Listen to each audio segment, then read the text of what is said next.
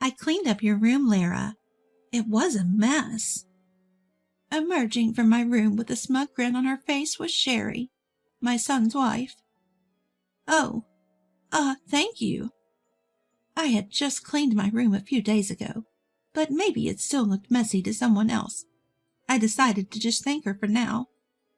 Sherry, my son's wife, never lifts a finger around the house. She's always snarky and throws tantrums when things don't go her way. So her cleaning my room, that's suspicious to say the least. I don't know what you're up to, but it won't work. I muttered quietly, making sure Sherry, who was watching TV at high volume, couldn't hear me. Then I went back to my chores. I've put up with a lot from her, and my patience is wearing thin. I've warned her before, but if she continues to act this way, she'll have to face the consequences. My name is Lara, and I'm 73 years old. I met my husband Frank at a social event. We were both shy at first, but now we enjoy our evening coffee chats. After we got married, I became pregnant with our son George. Frank was thrilled and helped me with chores, even though he was clumsy. Once George moved out for work, our lively home became quiet, and we felt a bit lonely. Then George brought home Sherry, his then girlfriend. Frank and I thought she was beautiful and well-mannered. Sherry looked dazzling as she sat on the sofa with her long black hair tied up and her back straight. My husband and I talked a lot with Sherry, leaving George alone because he was too nervous to understand what he was saying. We liked her so much that we encouraged George to marry her quickly, which they did. Life got busy again, with their honeymoon and moving to a new place, but we enjoyed it. We were disappointed when they decided not to have children, but we understood. We thought peaceful days were ahead, but we were wrong. They kept coming back home for trivial reasons. Whether it was a broken air conditioner in the summer or unpaid electric bills in the winter, they'd stay with us but leave all the work to us. At first we felt sorry for them, but it became increasingly annoying. Frank, who once welcomed them warmly, now gets stressed just seeing them. As for George, he's as oblivious as ever, acting like he can do whatever he wants. My son and daughter-in-law decided to come visit us out of the blue. George called me last week and said, "Hey, Mom, we're coming over next week. Just a heads up." Then he went radio silent, leaving me in the dark about when exactly they'd arrive. Then, just as suddenly, I got a message from Sherry saying, "We'll be there soon, so get ready." I had to scramble to prepare everything. Frank said, "You handle the bedding and clothes. I'll go buy the groceries we're missing. If you could jot down a shopping list, that'd be neat. That'd be great." Then he went to change. I thanked him and quickly wrote down the ingredients for tonight's dinner, placing the note on the living room table. Then I started airing up the guest futon. When I returned to the living room, Frank was looking at the note. "Is this everything? If you remember anything else, just text me and I'll pick it up." He left with a smile, and I couldn't help but smile back. Just as I was about to get the clothes, I heard a loud voice from the entrance. "Lara, are you there?" Sherry was calling out to me from the front door without even ringing the doorbell. I rushed to open it. "Come on, you knew we were coming. Why didn't you leave the door open?" Sherry complained as she walked in. When she heard that, she instantly wrinkled her eyebrows and complained. "What's the matter? It's rude not to be happy when someone comes to visit," she retorted.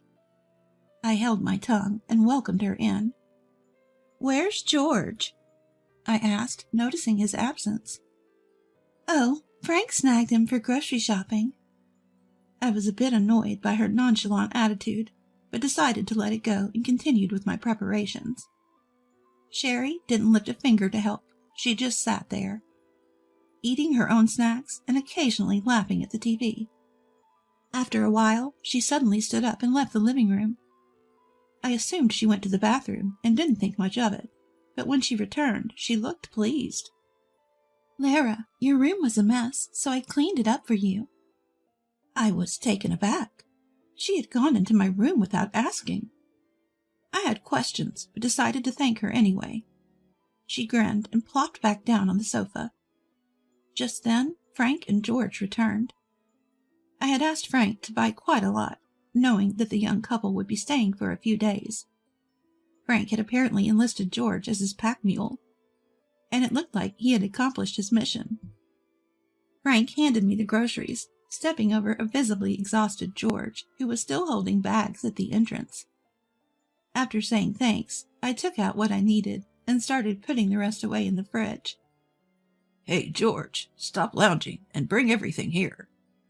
Frank, who had just scolded George, still sitting by the entrance, pours himself some iced coffee and heads to the living room.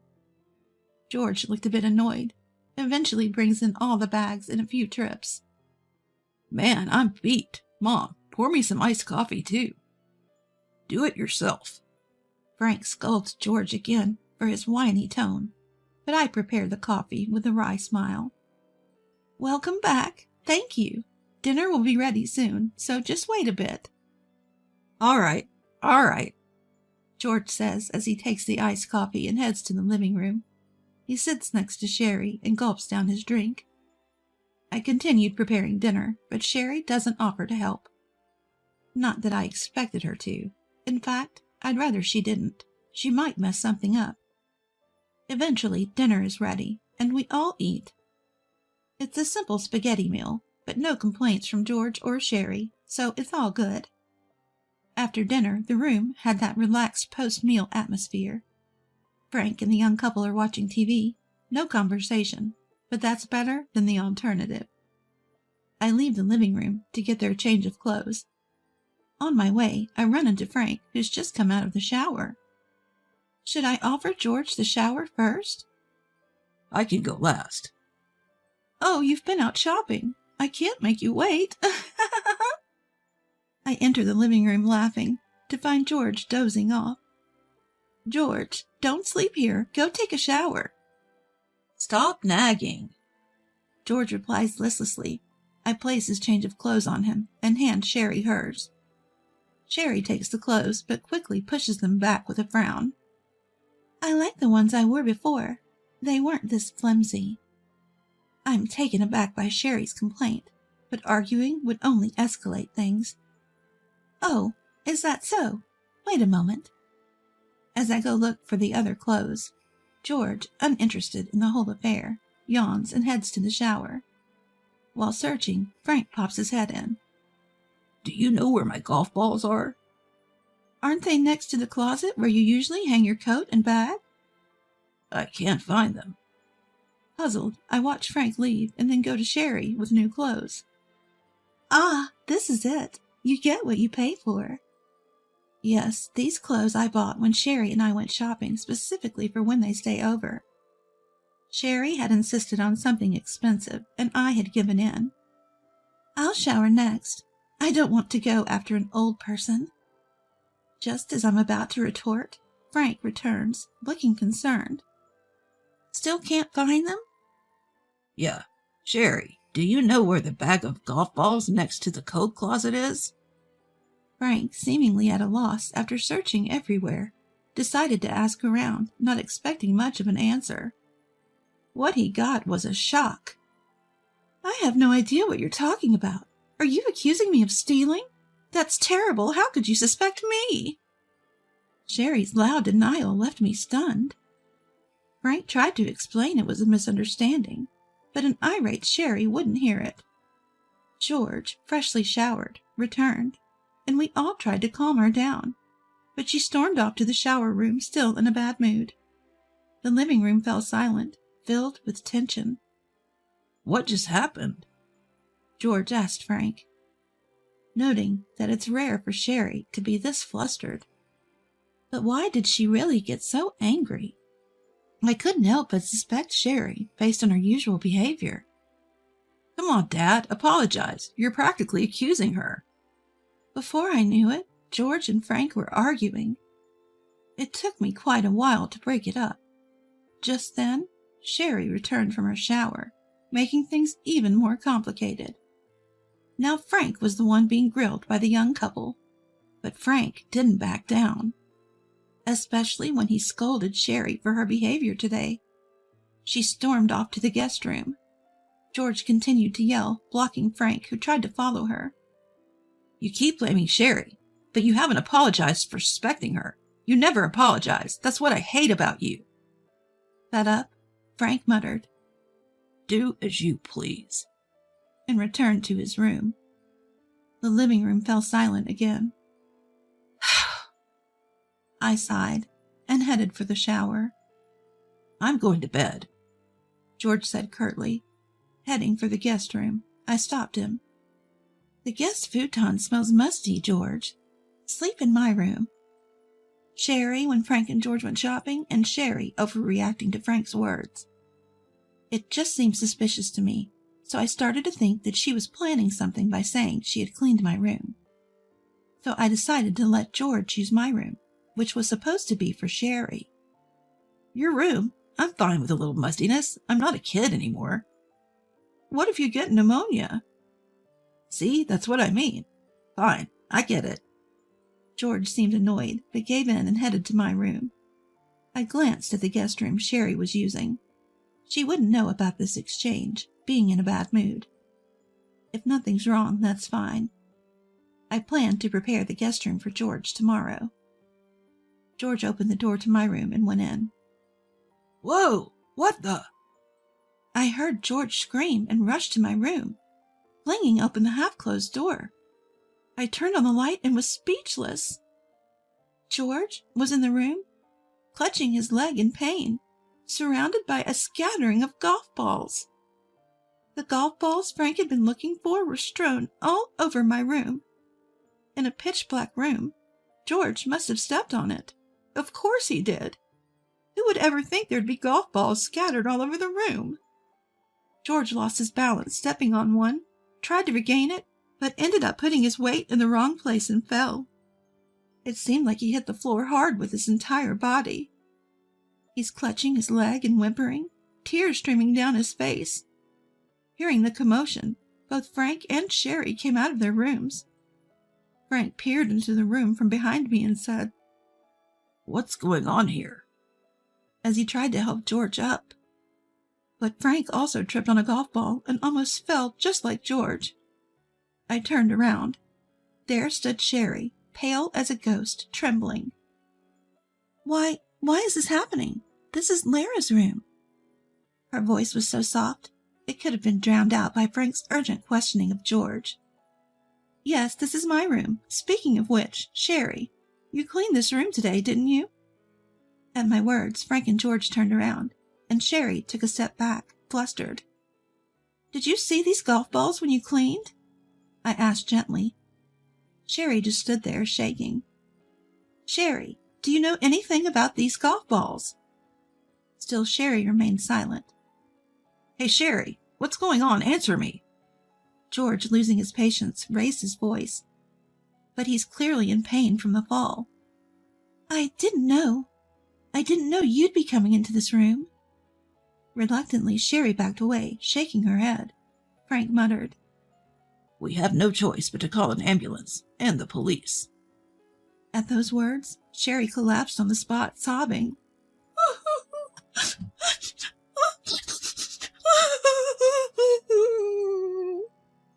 I immediately called an ambulance and the police and checked on George. He was sitting clutching his leg, struggling to breathe, his face red with anger. He answered my questions, but his eyes were filled with anger towards Sherry. Eventually the ambulance arrived, and I accompanied George to the hospital. After an examination, it was determined that George had fractured the top of his foot and would need to be hospitalized. By the time we got to the hospital, his foot was swollen and bruised, almost too painful to look at. The nurses and doctors advised reporting the incident to the police, clearly displeased with the situation. I said I would and stepped out to call Frank. Frank answered and told me the police had arrived and were currently taking statements. The call was handed over to the police officer, who said they would like to hear the full story later, to which I agreed. According to Frank, Sherry was just sitting on the floor, unresponsive to anyone or anything. After hanging up, I returned to George's hospital room, received instructions for his hospital stay, and decided to go home to gather some essentials. When I got back home, there was a crowd gathered around, making it difficult to get in.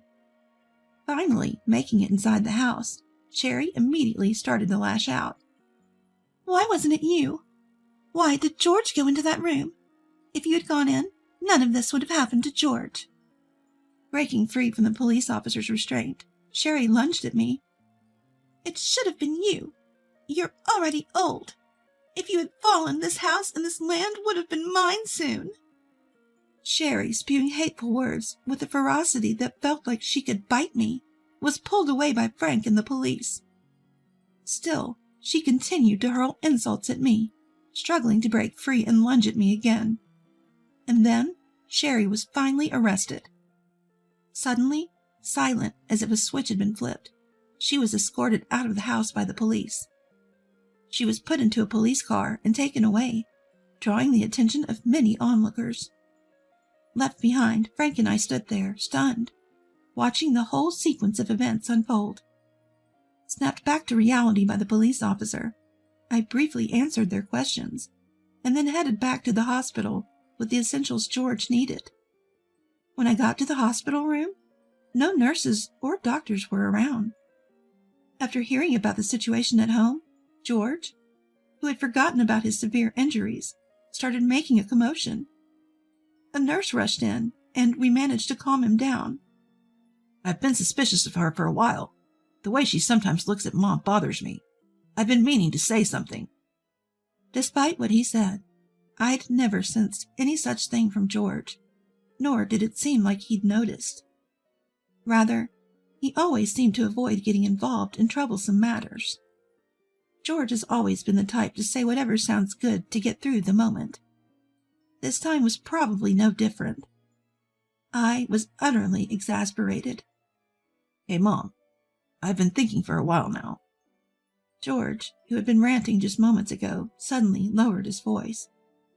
Curiously, I asked what it was. "I'm thinking of breaking up with Sherry."